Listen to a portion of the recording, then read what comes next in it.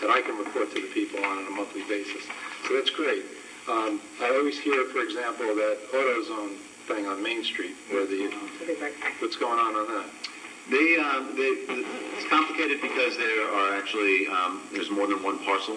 Right? They subdivided that stuff. We're going to give you the very brief. We can do it next. We can do it next week and to the public. So, and therefore, when we do that at the beginning of the meeting, it will give people something to talk about, and the citizens of statements of citizens to be heard at that meeting, when the public can actually talk about something other than they lost their dog to some dog catcher 15 years ago, or you know what I mean, or the same old routine stuff that we keep hearing about that puts Peekskill in a bad light and gives the stage to people over nonsense.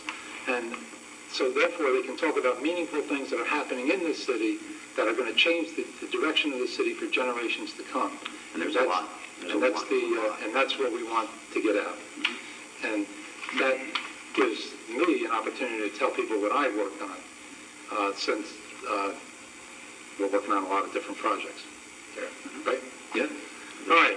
That being said, not to belabor this, but what's going on with CTAP?